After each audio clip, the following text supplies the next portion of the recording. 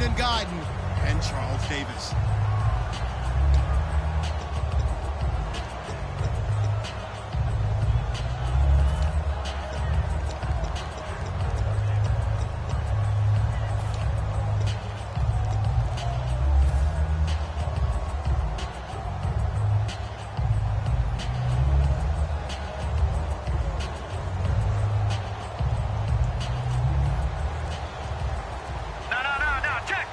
The play clock's running down. All right, now look at 56. Here we go. Anderson. And a very short pickup there across the 15 to the 16. 4 yards there on the carry. Gets it back to 2nd and 11. Here's the offense, and you got to talk about the guy that they nicknamed Bebe, Charles Demarius Thomas. You worry about him catching the ball, but you worry more about what he does after the catch. Big, strong, physical. He makes plays downfield. So now 11 yards to go for this offensive unit. It's 2nd down. Hurry up, here we go. To throw on 2nd is Simeon. Under a heavy rush, and down he goes. Lawrence Timmons coming on the blitz. He gets him for a loss of 7. Okay, you know my bias is about to come out here. A lot of people think that the offense is just moving in the wrong direction. I'd say they're moving in the right direction. And he's going to go down right near the goal line. The officials look at each other. They're going to mark him at the 1-yard line. Oh, boy, he got a favorable spot there. The guys on the sidelines were raising their hands over their head and clasping their hands to signal safety. But the official marked it just outside the end zone at the 1-yard line. He'll send this one into the mile-high air, and it's a good one. With it is Brown. 31 yards on the punt there. And the Steeler offense, they're set up nicely as they take over.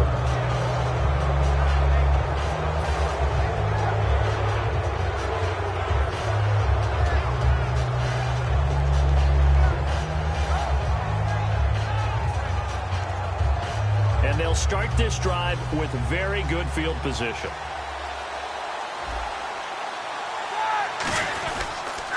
Now a carry for the former Michigan State man, Le'Veon Bell. 2 yards on the carry there, and it'll be 2nd down. Time for the offensive starters now for the Pittsburgh Steelers, and a guy to watch out wide, Sammy Coates. A slow start in his rookie season, only caught 1 pass in 2015. They're expecting much bigger things from him, trying to help out that offense. If he can get open, you know his quarterback will find him. And the hit jarred it loose. It's incomplete. And here's a look at the defense for Denver. I love watching T.J. Ward play. Whether it's covering in the deep zones or blitzing, this man makes plays. Well, good field position to start the drive, but under the gun now here on 3rd and 8.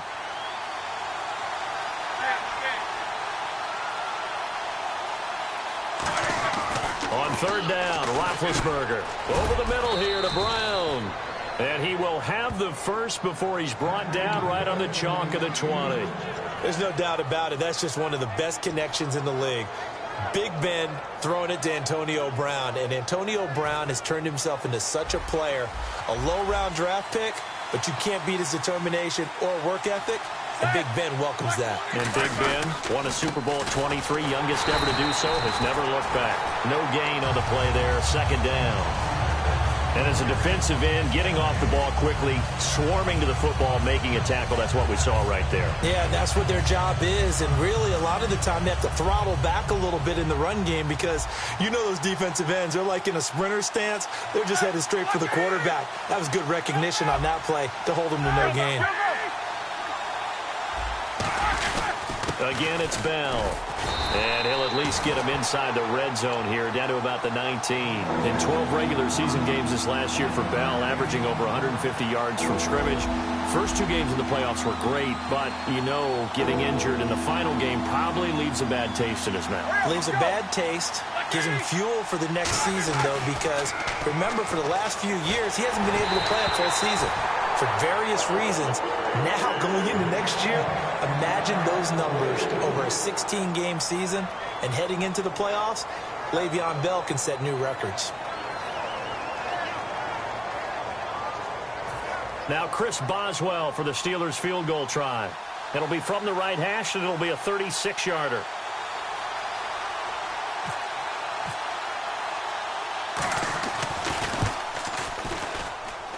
And this is no good. Close, but he misses just left of the upright. And this will remain a scoreless game. Everything looked good. Good snap, good hold. Sometimes, though, the ball just doesn't want to go where you want it. And this one winds up no good.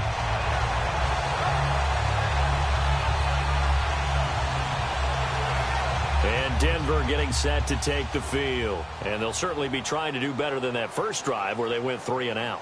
And sometimes the first drive is just simply to settle nerves. You know what it's like at the start. Looking for Sanders, and it's intercepted. Picked off by Ryan Shazier. And he's going to get this one to the 23-yard line. And now out come the Steelers. And they have to feel like they missed on an opportunity for points last time when they couldn't connect on that short field goal try. And no doubt about it, because they were counting on those points. In today's NFL, let's face it, that's really a chip shot, right? That's anything inside 40. Yeah, they're counting on that going through the post. But we've seen it happen to teams before. Some of the best kickers in the world can miss kicks like that. Can they come back now and redeem themselves?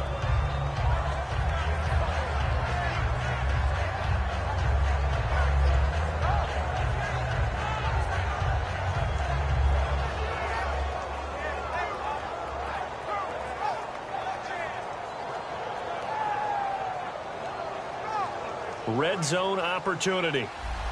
And on the outside, they're playing press coverage. On second down, it's Bell. And he goes backwards here, losing yardage back to the 16. It's a loss of 2, now third down. The defense won that play so fast that I think if the running back even had time to notice if anyone was there, it was just a blink of an eye, and there was a loss on the play.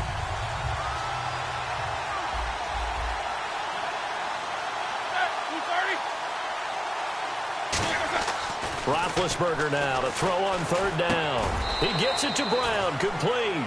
It's a 10-yard gain there, and it sets him up now first and goal.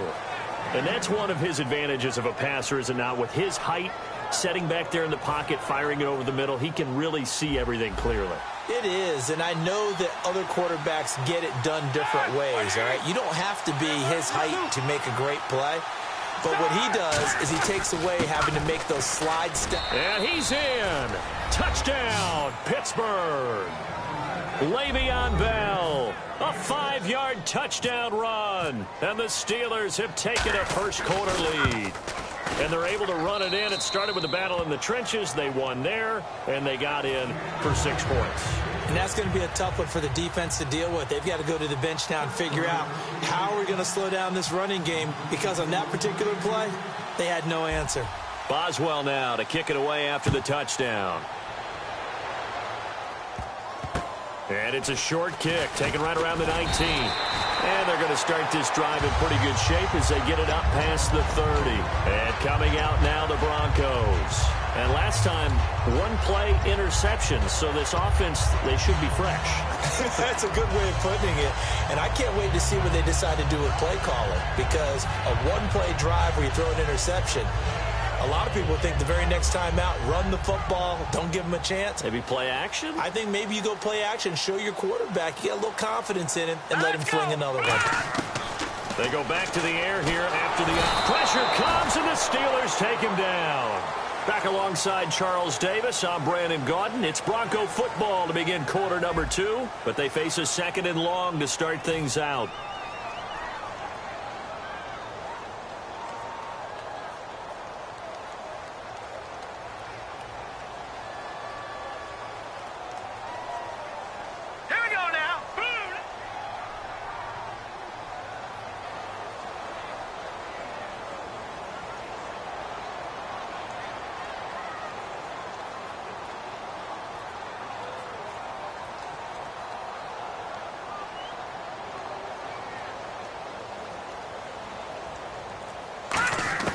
On second down, here's Simeon. And incomplete there. A nice hit. Jars the ball free and brings up third down. Oh, man, for him to be that wide open and drop it. Sometimes you have just too much time on your hands, right? You end up thinking way too much, and your hands get shaky. And, yes, he's a tight end, but that's a catch he should have made. All right, here we go. 3-19. 3-19. 3rd and long. It's Simeon. And he's unable to haul it in, so it falls incomplete over the middle third of the field, and that brings up 4th. Here's Riley Dixon now as the drive goes backwards, so he's on to punt it away. Looked like they had an opportunity for a big play across the middle, but he didn't have the concentration or the focus necessary and dropped it before he could haul it in. So possession goes over here on the punt. And the Steelers will go on offense here, 1st and 10. And Pittsburgh getting set to take the field. And they will simply, Charles, be looking to duplicate what they did last drive when they were able to push it in for 6. And they hope it'll be that easy, right? To be able to take exactly what happened before, replicate it. They may have to make a few additional changes along the way because I'm sure the defense will make some adjustments, but they've got to have great confidence having scored the last time out. So that's the word from the referee. Neutral zone infraction, 5 yards. And, of course, the defense is always pointing at the offense about how they drew them across. Flag goes against the defenders on that one.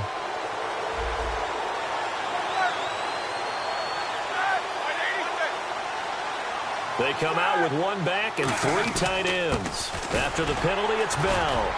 And nothing doing. He's immediately taken down at the line of scrimmage. No gain there on 1st and 5, and it leaves them with a more standard 2nd down. So we've got a 2nd and 5. And the D-line pinching together must be expecting the run.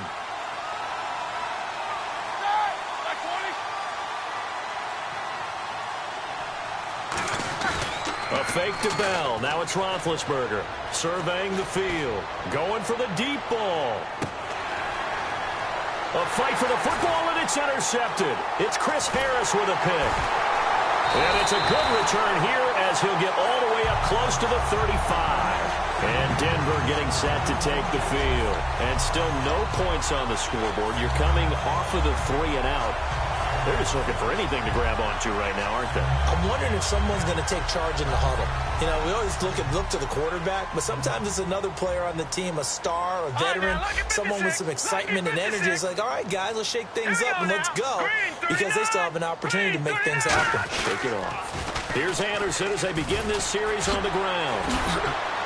And he'll get this up to about the 40. It's a 6-yard pickup, and it gets him to 2nd and 4. I know the toss play begins with the guy taking the snap and turn around and tossing it to the runner. But where the real intrigue is, can they seal the edge? Whether it's an offensive tackle or a tight end in the direction they want to run the football. If they do that, that's the result that you get, that type of a gain. If they don't, oftentimes it's not a very successful play.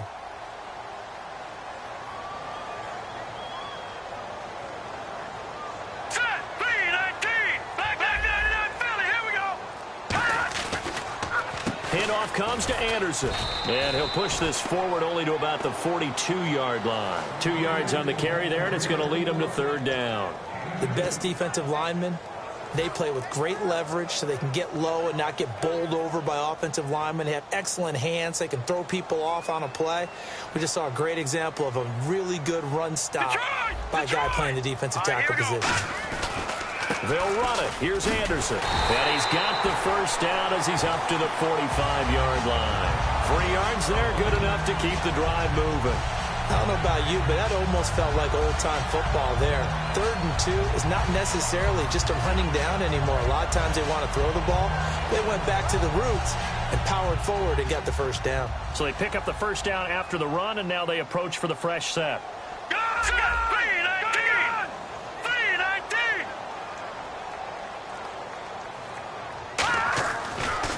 Now Anderson. And he's got it across midfield and down to about the 47-yard line. A good run there on 1st down, and it'll leave him with a 2nd and 2. Some runs are blocked so well, you almost forget that someone has to carry the ball to gain the yardage. The leverage by the offensive line to create space up front, really well done. Now a run with Anderson. A gain of 4 that time as the drive continues. Well, we always talk about good down and distance, allowing offenses to expand their playbook. Well, 2nd and 2, that means your playbook's wide open. You can run just about anything. A lot of times, the play caller, he just looks down at his sheet, sees the short yardage runs, and goes to one of those. First down and 10 now for the offensive group. 2 minutes to go here in the first half. Back to Denver right after this.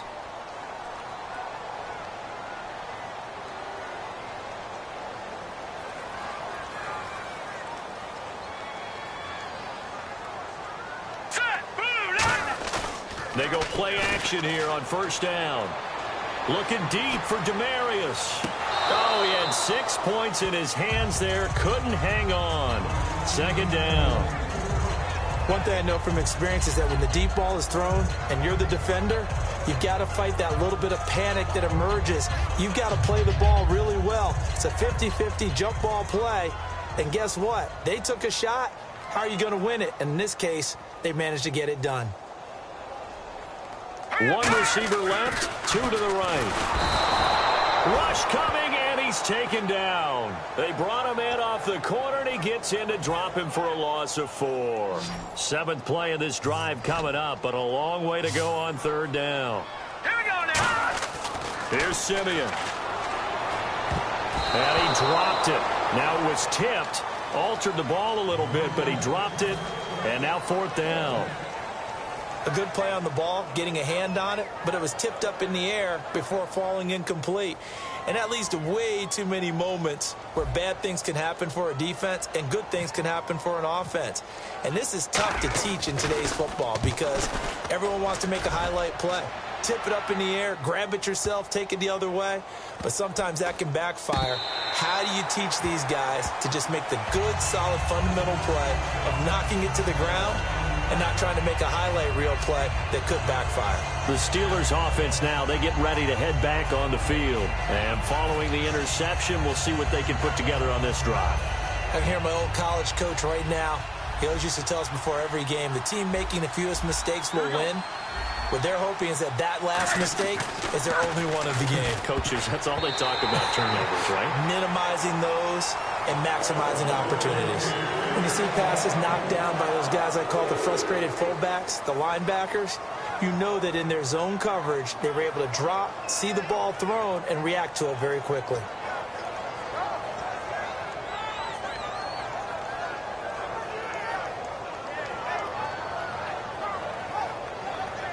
Offense still needing 10 yards. 2nd down. Now Roethlisberger back into his end zone. Man open left side is Brown. Brown finishing 2016 with over 1,200 yards, 106 receptions. Now for him, you know, people were expecting maybe some bigger numbers, Charles. What did you make of Antonio Brown's season? Well, what I made of it is that he started to get more help along the way. Jesse James developed at tight end.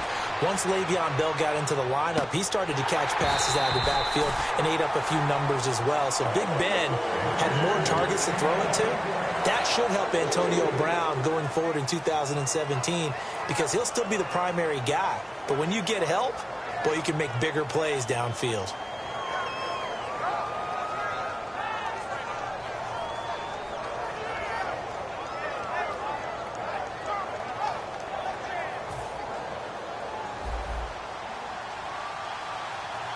Looks like the defense in press coverage here. Here we go. 2nd and 10 now. It's Roethlisberger. And the hit jarred it loose. It's incomplete. So many offenses want to include their running backs into their passing offense and be able to swing the ball out or check it down to them. But sometimes those guys are just not as comfortable catching the ball as they are running it.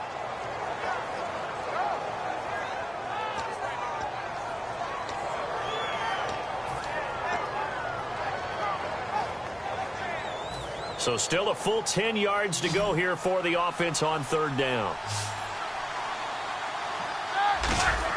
On 3rd down, Roethlisberger. He gets it to Brown, complete.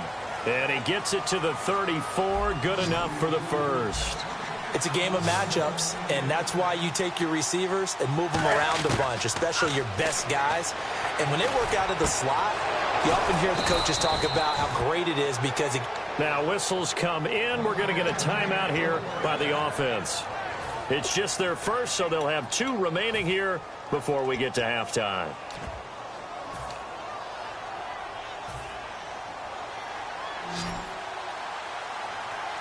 They come out 5 wide, 3 of them to the right side. They'll throw on first down with Roethlisberger. He's going to look deep down the field, and it drops down incomplete. Thought he might have had it. Instead, second down. On every offensive coordinator, every play caller sheet, they have about 5 or 6 plays per game that they call shot plays or big plays, and you don't get many opportunities to dial them up, and they just did, and they drop it with a great chance to make a big play. That's going to hurt.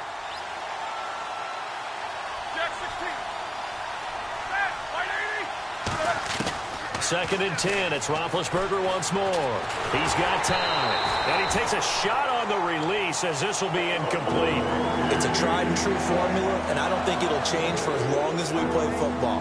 If someone's trying to throw the ball and you can put pressure on them and make it tough, that's only going to help your defense. Yeah, he's since being hurried. He got rid of it before taking the hit, but incomplete.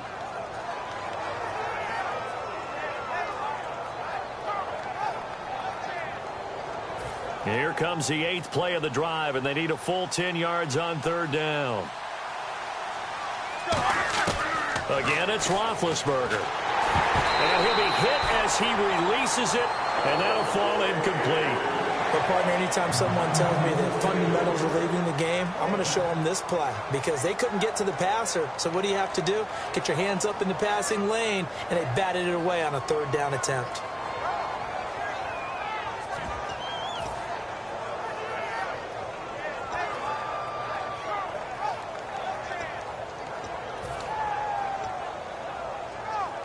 The 3 straight incompletions, they don't care. That hasn't dissuaded them. They're going to go for it on 4th. They'll try and throw for it with Roethlisberger. Goes underneath for Bell. And he gets the first down here as he's taken down at the 24. Now hold everything here. We're going to get a timeout by the offense. So that means they're down to 1 remaining here as we head toward halftime.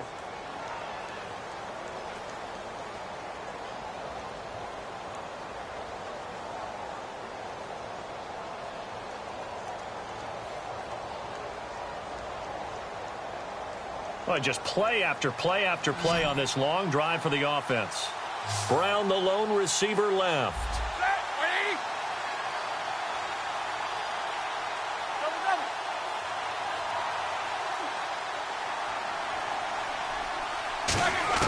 On first and 10, it's Roethlisberger. That is caught right at the 10-yard line. Now whistles come in. We're going to get a timeout here by the offense. And with halftime on the horizon, they'll be out of timeouts from here forward.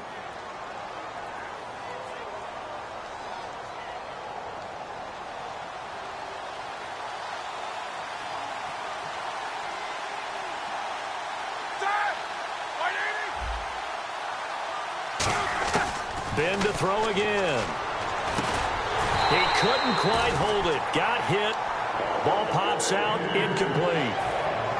And he's certainly not a guy that drops that football very often. Indeed, because that's a bit of a surprise. I know he's in the middle of some traffic and people, bodies all around him, but he usually has the focus to haul that one in. And Boswell's kick is good. And the lead moves to 10-zip. So they get the 3, increase their lead to close out the half. Excellent way to end a drive, go into the locker room with a little bit of extra momentum after adding 3 to their total. Very short kick. This will be taken by one of the up men. And they're going to have really good starting field position here. And pump the brakes, Larry. Pump the brakes. We are ready for quarter number 3. So both teams have their marching orders, and we'll get going again here in quarter number 3. And you combine a big leg with a mile-high air, there's the outcome. This will sail out of the end zone for a touchback.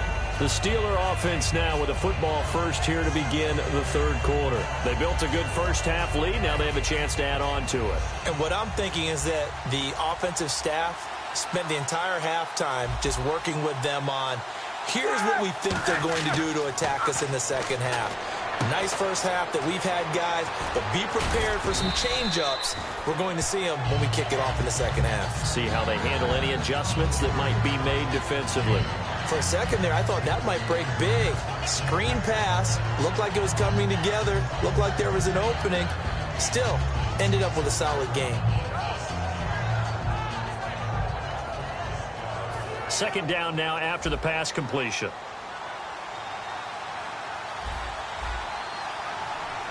Looking to jam the receivers at the line here. Press coverage look defensively. Now Bell. He can't bring him down. The weight room does work. Le'Veon Bell. Kiss him goodbye. And into the end zone. Touchdown, Pittsburgh. Le'Veon Bell, his second touchdown of the afternoon. And the Steelers are going to add on to their lead. He's got it, and it's 17-0.